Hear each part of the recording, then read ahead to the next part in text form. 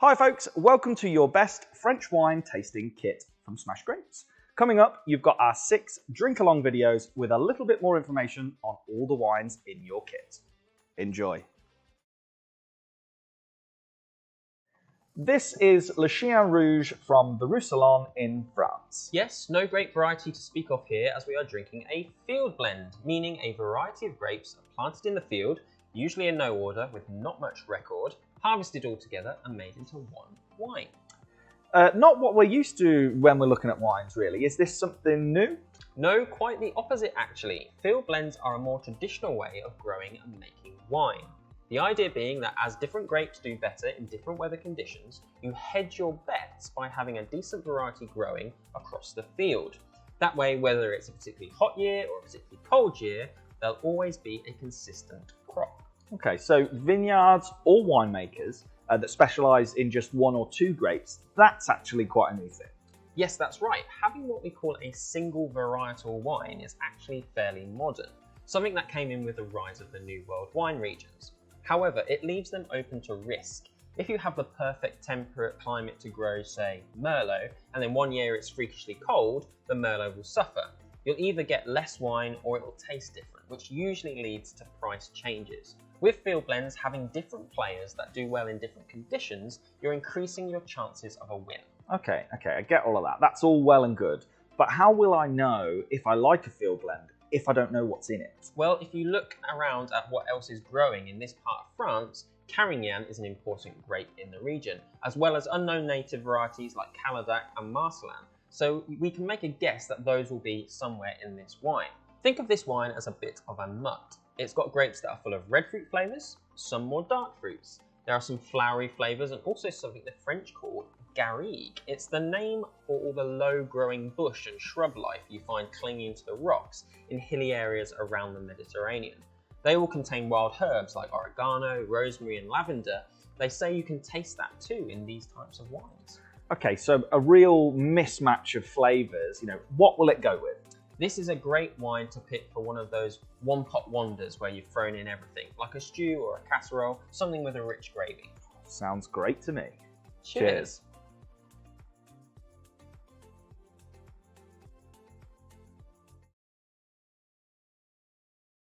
This is the Montsable Pinot Noir from the Pays d'Oc in France. Yes, Pinot Noir, one of France's most important grape varieties, as the grape you'll find in all of its red Burgundy, arguably the country's most famous and also most expensive wines.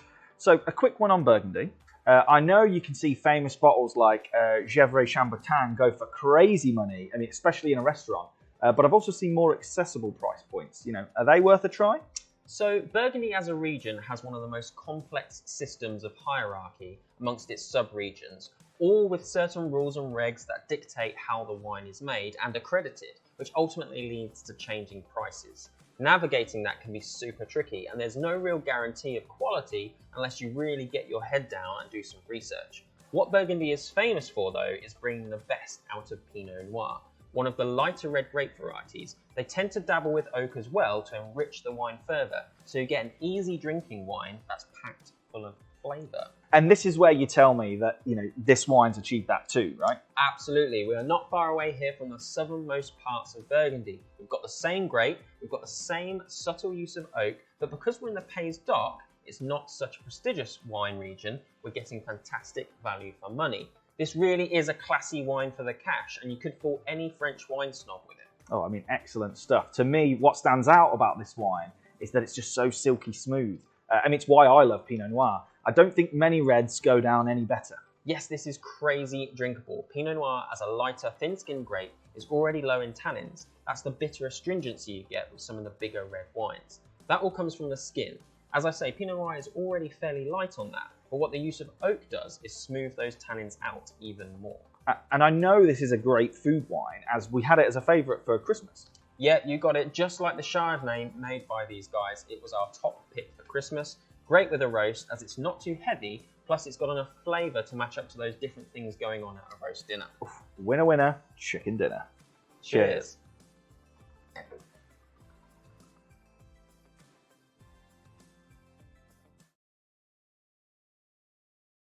This is Montrachet Malbec from the Pays d'Oc in France. That's right, Malbec, the nation's favourite red wine at the moment, and you'd be forgiven for thinking it was out of place anywhere other than Argentina. But France is actually the home of this popular grape variety. It's from Bordeaux originally, blended with Merlot, Cabernet Sauvignon and Cabernet Franc to make those famous clarets. It's fallen out of favour in Bordeaux nowadays, but still pops up in the more southern region called Cahors. Okay, so if I'm a fan of Argentinian Malbec, is Cahors worth looking out for? Cahors Malbec is actually pretty different. It's not that far from Bordeaux, which is a cooler region than you think for being so south. Thanks to weather brought in from the Atlantic Ocean, this makes the Malbec less fruity and more astringent as it needs the heat to mellow out. For an experience of Malbec you're perhaps more used to, we've picked this wine, grown all the way down right on the border of France and Spain, not far from the Med. Okay, so it's the heat down in those southern parts of France that create the flavours of Malbec that we love. That's right, Malbec becomes dark and juicy in the summer sun, but what's most important is the thick skin that it has to protect itself from the heat. Instead of creating bitter tannins, these actually soften in the heat, making Malbec big and powerful, but also super velvety and smooth. That's what makes Malbec so great. I mean, the Argentinian Malbec often do have a bit of oak in them, right? Sometimes French and American oak, and for really long periods of time, but that's not what we've got here. No oak on this wine. Argentinian Malbec has developed thicker and thicker skins in South American climate, which means there is a hint of bitterness that can be smoothed out with some oak aging. They're also powerful enough to take on that big vanilla bomb you get from adding American oak. We can think of this French version as a little more subtle, a midweek Malbec that gives you all of the flavour, but you don't need to have it with a 16-ounce T-bone like some of those big RG numbers. So what am I enjoying this with then? A great barbecue wine for sure, also goes really well with strong cheeses. Oof, sold. Cheers.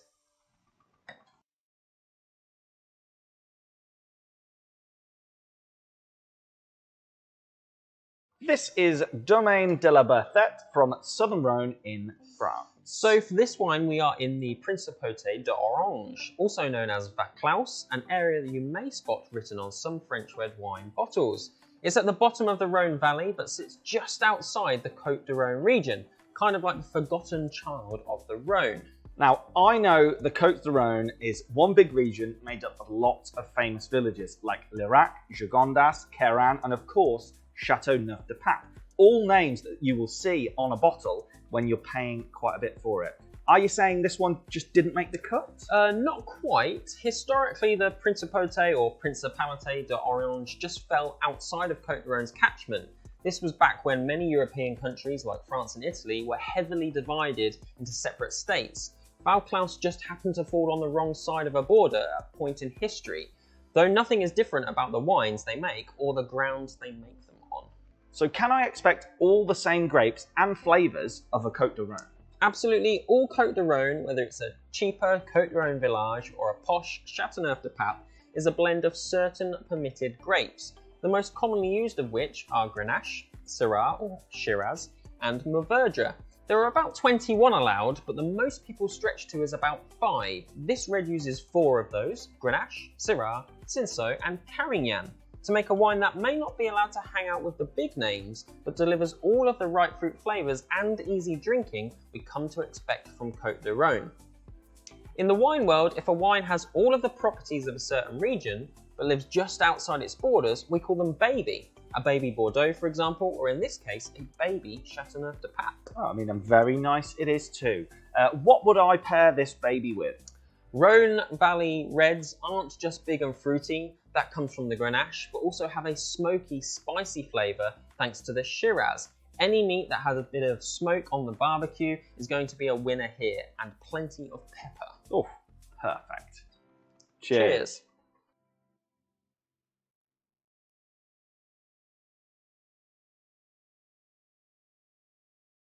This is Montrachet Carignan from the Pays d'Oc in France. That's right, this relatively unheard of grape variety actually used to be France's most widely planted red grape, until it was taken over by Merlot at the end of the 20th century. It's thought to have originated in Spain, where it's called Carignana, after the region it was born in. It also pops up with the name Samso in the posher Spanish regions of Montsant and Priorat, and in Rioja too, as one of the grapes blended into its red wines along with Tempranillo and Garnacha. There, they call it Mazuelo. Okay. So Carignan gets about a bit. The French love it. Well, why have I not heard of it? Well, for a long time, Carignan has been loved for its high yield qualities. What I mean by that is it grows a ton of grapes really easily. It can really tolerate the heat and is rough and rugged, meaning it needs little care and attention. So it can be left to get on with making... Oh, for fuck's sake. That's fine. No. Well, that doesn't really fill me with confidence about quality, though. Usually grapes that grow really well, really easily are used as filler grapes, right? You're absolutely right. Carignan has been favoured by winemakers looking for quantity over quality in the past. But that is where two important words that are written on the bottle of this wine come in. Vieil vin, meaning old vines. Young Carignan will produce you a ton of wine, but not the best quality, usually too high in tannin and acidity. Older vines, however, we're talking up to 80 to 100 years old, produce far less fruit, a lower yield, but the fruit they do produce is much higher quality. If you're going to drink wine that's 100% Carignan rather than a blend, look for old vine or vieil vin, and you're onto a winner.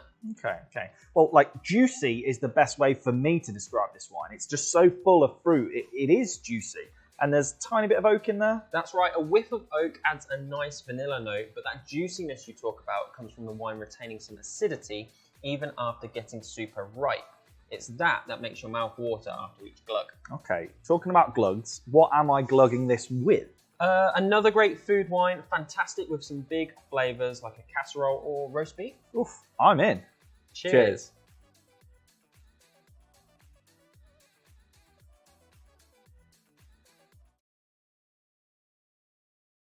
This is Félicette Grenache Noir from the Languedoc in France. Yes, Grenache Noir, or just Grenache as it's most commonly known, is another grape with its roots in the Côte de Rhône, but has travelled all over France and Spain. In Spain, it goes into making the famous wines of Priorat and is the main blending partner of Tempranillo in all red Riojas. Back here in France, it makes up to 50% or more of the blend by law of any Côte de Rhône, including Châteauneuf-du-Pape, as well as being used in blends to make the posh pale pink rosés of Provence. Okay, another grape that gets around a bit, but not seen a huge amount of it on its own. You know, why does it favour a blend? Yes, Grenache is another high-yielding red grape that does very well in the sun. It gets super concentrated and rich in flavour, and we like to call it jammy. If jammy is not your thing, then by adding in other grapes to add structure, spice or body to the wine, you might get something more balanced, as they say in the wine game. But if you are looking for an out-and-out jam fest, as many of you are in a red, this is the grape for you. Yep, love a jammy red. But what's the difference then between this and some of those big brand names that might even slip the word jam into their name? Well, the problem is the rise of popularity of these really concentrated fruity red wines is that to mass produce them, you have to bring in added sugars to create that cooked fruit flavour. These are the things that tend to give us a rough head the next day, not necessarily the tannins as you may think. They're actually good for you. It's the artificial sugars that are your enemy. Quality winemakers, however, like these guys, will do all of the work in the field, knowing the seasons from years of experience to time the ripening and harvest to perfection. That way, when the grapes come in for pressing, the hard work is done and nothing needs to be added to create that rich red fruit flavour we love. I mean, look, I love it. What food are we going with here then? Well, one of the other things about Grenache is it retains some acidity really well, even when it gets to the jammy stage. This pairs brilliantly with rich but high acid foods like tomatoes. Any dish with a rich tomato ragu style sauce is going to be a winner. I mean, sounds like a winner to me. Cheers.